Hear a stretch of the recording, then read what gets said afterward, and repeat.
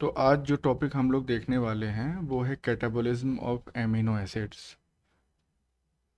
अब amino acid का जो कैटाबॉलिज्म होता है उसमें मेनली 3 स्टेजेस इन्वॉल्व होती हैं। कैटाबॉलिज्म का मतलब क्या हो गया? Break down. जैसे जो भी प्रोटीन वगैरह हम लोग खाते हैं उसका डाइजेशन होता है, स्टमक में होता है, फाइनल डाइजेशन स्मॉल इंटेस्टाइन में होता है। तो जो प्रोटीन है वो एमिनो एसिड्स में ब्रेक हो जाता है अपने कंपोनेंट में।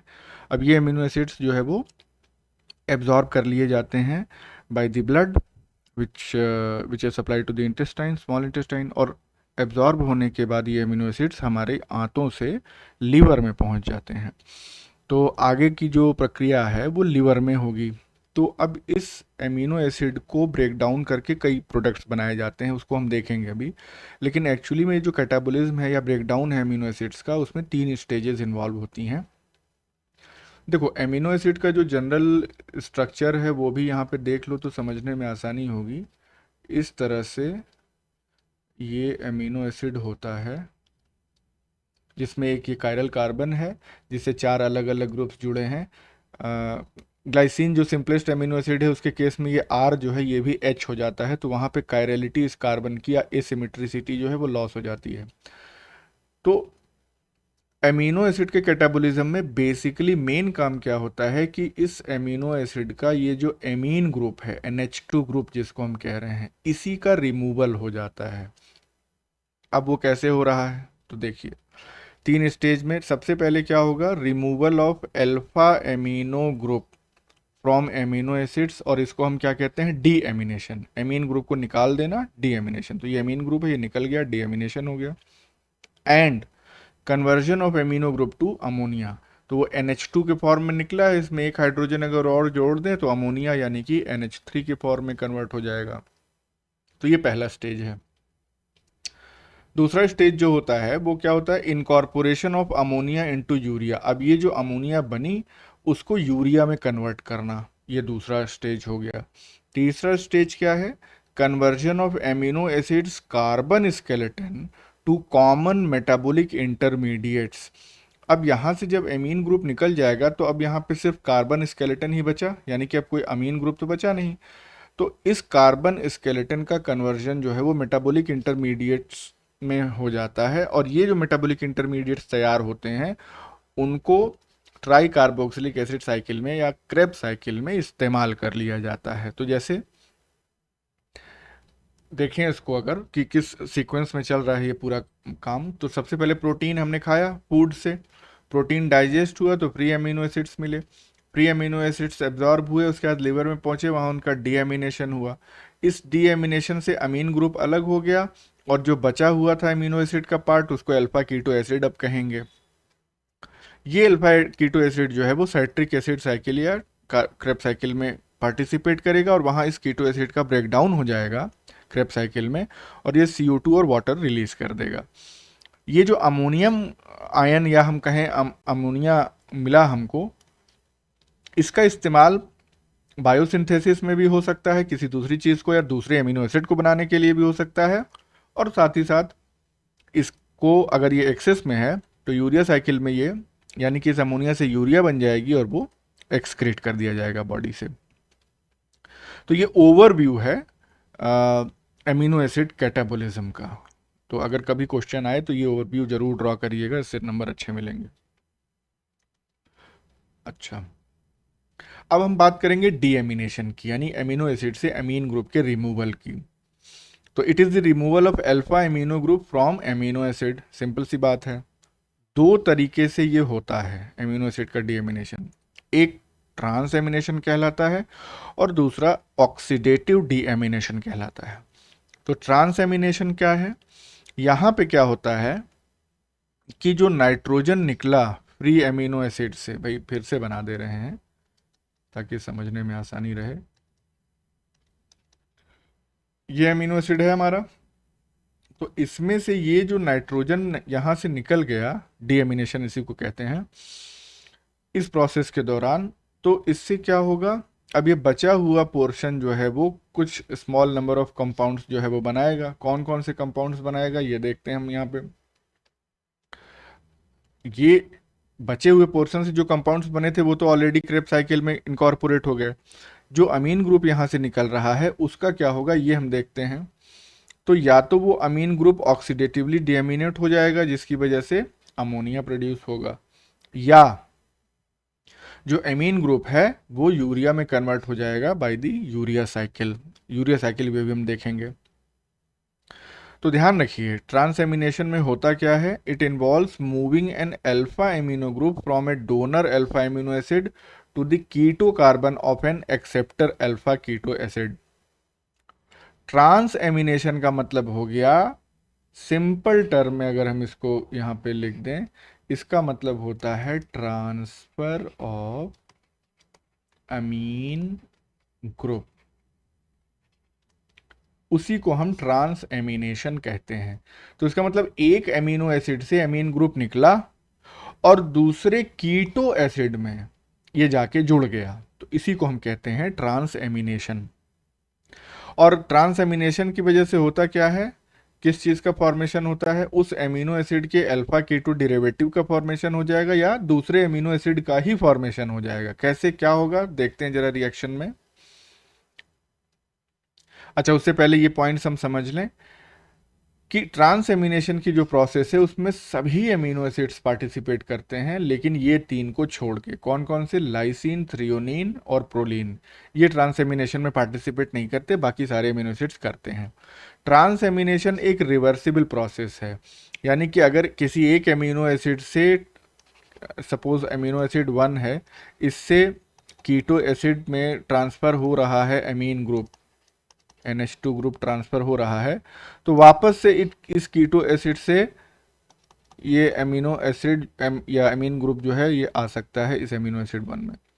अब ध्यान ये रखना है कि जैसे ही इस एमिनो एसिड से ये एमीन ग्रुप निकला, ये एमिनो एसिड खुद से कीटो एसिड में कन्वर्ट हो गया, और जैसे ही ये अमीन ग्रुप इस कीटो एसिड से अटैच हुआ, वैसे ही ये कीटो एसिड एमिनो एसिड में कन्वर्ट हो गया। तो ये इंटरचेंज या इंटरप्ले चलता रहता है। अब ये जो ट्रांस एमिनेशन है इसको कैटालाइज कौन करता है, तो इसको कैटालाइज करने का जो एंजाइम है उसको कहते हैं एमिनो ट्रांसफेरेजेस या ट्रांस एमिनेजेस। तो ये नाम याद रखिएगा। और ये जो एमिनो ट्रांसफेरेजेस एंजाइम्स होते हैं ये हर एक एमिनो एसिड के लिए या कुछ एमिनो एसिड्स के लिए स्पेसिफिक होते हैं, यानी एक ट्रांस एमिनेज जो है वो एक या दो तीन एमिनो एसिड्स में ग्रुप ट्रांसफर रिएक्शन करा सकता है, या कई केसेस में ऐसा होता है कि किसी एक पर्टिकुलर एमिनो एसिड के लिए ही स्पेसिफिक होते हैं एंजाइम्स, तो अलग अलग के लिए अलग अलग होंगे। ये है रिएक्शन। अब यहाँ पे ध्यान से देखिए, ये वाला जो पार्ट आप देख रहे हैं यहाँ पे कोई भी अमीन ग्रुप नहीं है, ठीक है, और ये इसमें अमीन ग्रुप है, यानी कि ये बेसिकली क्या है, ये एक एमिनो एसिड है और ये एक कीटो एसिड है, ठीक है। एसिड ग्रुप तो इसमें है ही है, एसिड ग्रुप तो ये हमको दिख रहा है कार्बोक्सिलिक ग्रुप। तो ये अमीनो एसिड है, ये कीटो एसिड है। अब यहाँ पे क्या हो रहा है बेसिकली कि यहाँ से अमीन ग्रुप निकला और ये अमीन ग्रुप जो है इसमें ट्रांसफ़र हो गया, ठीक है। अमीन ग्रुप निकला और इस कीटो एसिड में जुड़ गया, तो ये अब बन गया अल्फा अमीनो एसिड, और ये वाला कन्वर्ट हो गया अल्फा कीटो एसिड में। तो ये एरो से कंफ्यूज नहीं होना है, ऐसे समझ लो इसको कि ये जो एमीन ग्रुप है ये निकल के और यहां पहुंच गया इस जगह पे। तो ये पहले कीटो एसिड था, इसमें ये वाला एमीन ग्रुप जुड़ा, जैसे जुड़ा ये अल्फा एमिनो एसिड बन गया, और जैसे ही इस एमिनो एसिड से ये एमीन ग्रुप निकला, ये amino acid alpha keto acid में कन्वर्ट हो गया। तो इस तरह से ये इंटर कन्वर्जन होता रहता है। अच्छा, नेक्स्ट पॉइंट क्या है कि most common compounds involved in transamination reactions as a donor acceptor pair are glutamate and alpha keto glutarate. जाहिर सी बात है, एमीन ग्रुप जो है वो ट्रांसफर करना है, तो ये एमीन ग्रुप जो है इसको पहले कोई एक्सेप्ट करेगा और एक्सेप्ट करने के बाद उसको ट्रांसफर करेगा दूसरे कीटो एसिड पे। तो उसमें जो पार्टिसिपेट करते हैं डोनर एक्सेप्टर पेयर की तरह, वो ग्लूटामेट और अल्फा कीटो ग्लूटारेट होते हैं, ठीक है। ऐसे समझिए, ये एमीन ग्रुप है, इस एमिनो एसिड का, ये एमीन ग्रुप अल्फा कीटोग्लूटरेट ने ले लिया, और जैसे ही ये एमीन ग्रुप अल्फा कीटोग्लूटरेट ने लिया, ये कन्वर्ट हो गया ग्लूटामेट में। देख रहे हो ना यहाँ पे एक ये अमीन ग्रुप आ गया। तो अल्फा कीटोग्लूटरेट के साथ जैसे ही अमीन ग्रुप जुड़ा, NH2 ग्रुप, ये अल्फा कीटोग्लूटरेट ग्लूटामेट में कन्वर्ट हो गया।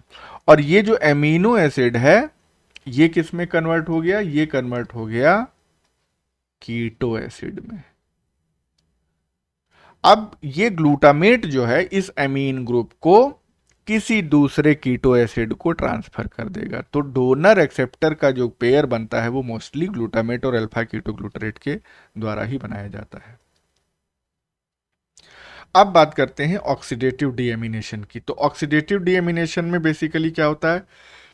एक्चुअली में यही डीएमिनेशन है या रिमूवल ऑफ एमीन ग्रुप है। ट्रांस एमिनेशन जो रिएक्शन हमने देखी थी उसमें तो कोई नेट डीएमिनेशन नहीं हो रहा है, वहां तो सिर्फ एमीन ग्रुप का ट्रांसफर हो रहा है एक एमिनो एसिड से दूसरे एमिनो एसिड।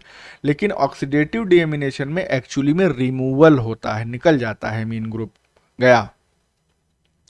तो during oxidative deamination an amino acid is converted into the corresponding keto acid. तो वो तो हमने आपको बताया, अगर एमिनो ग्रुप निकल जाएगा किसी एमिनो एसिड से तो वो कीटो एसिड में कन्वर्ट हो जाएगा by removal of amine group as ammonia. और ये अमोनिया अल्टीमेटली यूरिया साइकिल में चला जाएगा, यानी इस अमोनिया से यूरिया तैयार हो जाएगी।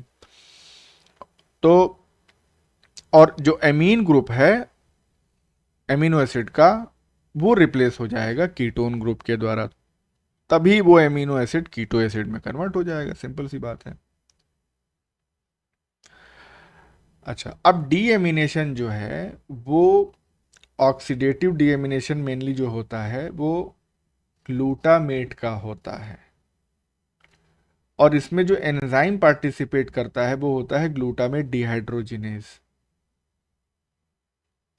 मतलब कहने का ये है कि डीएमिनेशन की जो प्रोसेस है वो ऑक्सीडेटिव प्रोसेस होती है जिसमें ग्लूटामेट का डीएमिनेशन होता है, ऑक्सीडेटिव डीएमिनेशन।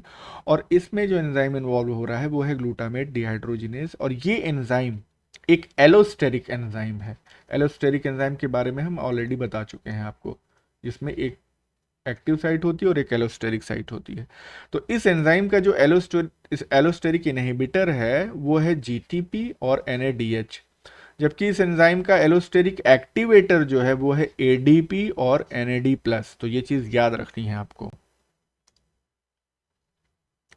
रिएक्शन आप यहां पे देखें, यहां पे क्या हो रहा है कि ग्लूटामेट है जिसके पास ऑलरेडी अमीन ग्रुप प्रेजेंट है, NADP+ की प्रेजेंस में ये कन्वर्ट हो जा रहा है इनटू अल्फा कीटोग्लूटरेट, और इससे अमीन ग्रुप अलग हो गया, डिटैच हो गया। तो कुल मिला के ग्लूटामेट का ऑक्सीडेटिव डीएमिनेशन हो गया, यानी निकल गया इसमें से अमीन ग्रुप, तो ये कन्वर्ट हो गया अल्फा कीटोग्लूटरेट में।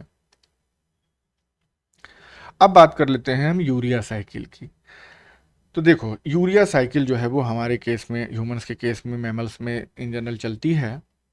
और urea cycle is a mechanism to remove excess nitrogen from the body.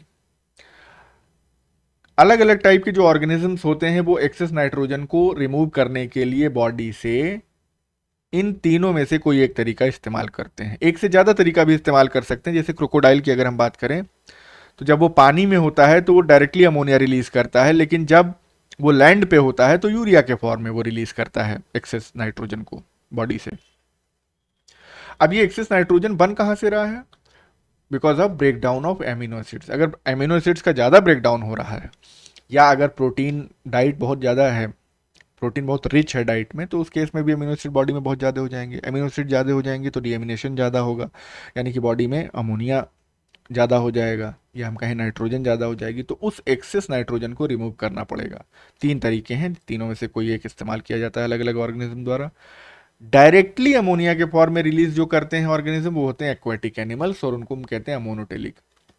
Ammonia चूंकि बहुत टॉक्सिक होता है इसीलिए इसको बॉडी में बहुत देर तक नहीं रखा जा सकता।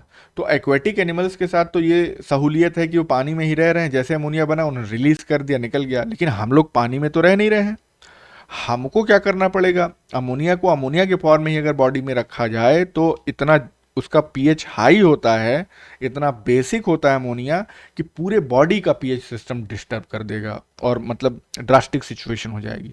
तो इसलिए इस हाईली टॉक्सिक अमोनिया को लेस टॉक्सिक यूरिया में कन्वर्ट करना मजबूरी है मैमल्स की, because we are not aquatic.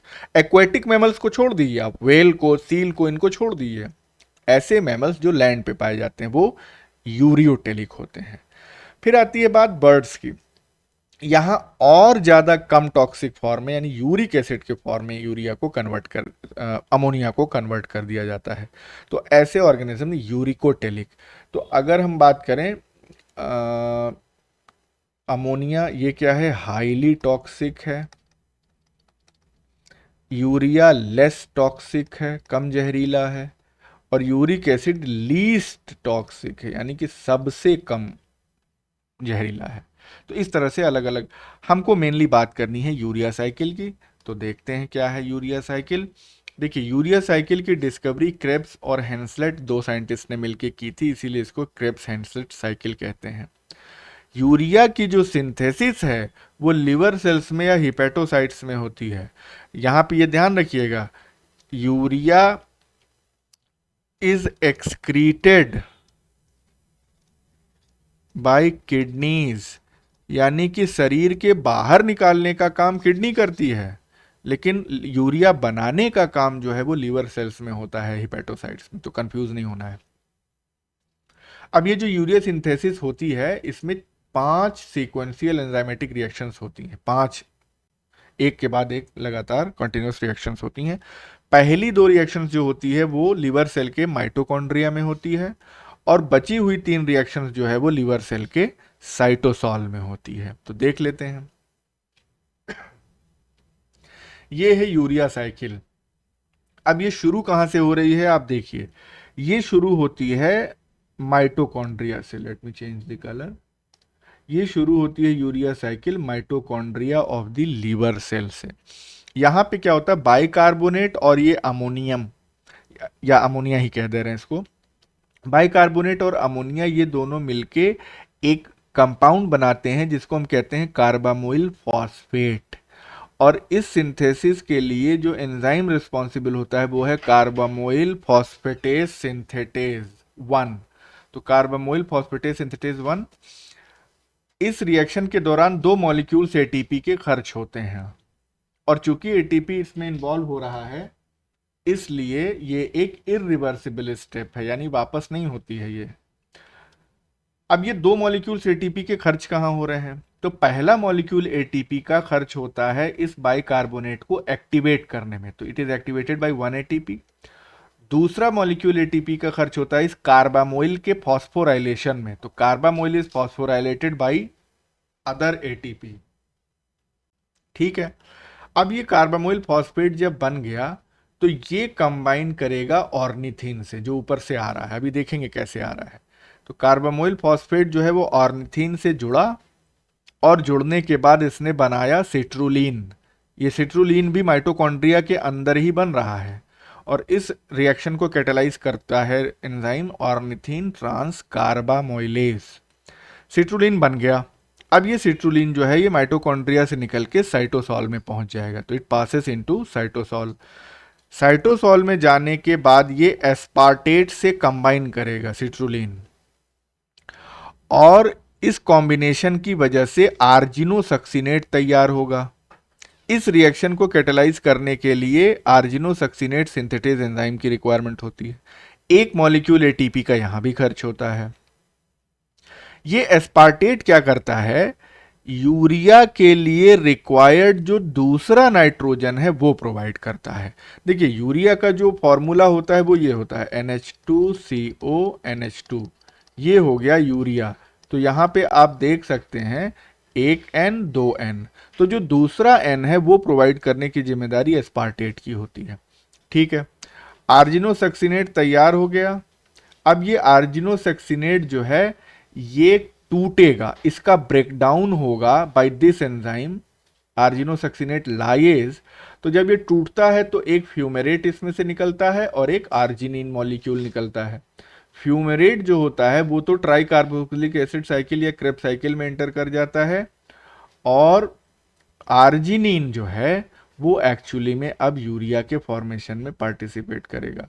तो आर्जिनिन जो है वो यूरिया फॉर्मेशन और साथ ही साथ ऑर्निथिन के रीजेनरेशन में पार्टिसिपेट करता है। इस दौरान जो एंजाइम इस्तेमाल हो रहा है वो है आर्जिनेज। एक मॉलिक्यूल वाटर का भी कंज्यूम होगा और ये हमको मिल गया हमारा प्रोडक्ट यूरिया। अब ये यूरिया जो है लिवर सेल्स रिलीज कर देंगी into the blood supplied to the liver, और वहां से ये यूरिया ब्लड के थ्रू होता हुआ किडनीज में जाएगा। किडनीज उसको फिल्टर करके और बॉडी से बाहर निकाल देंगी।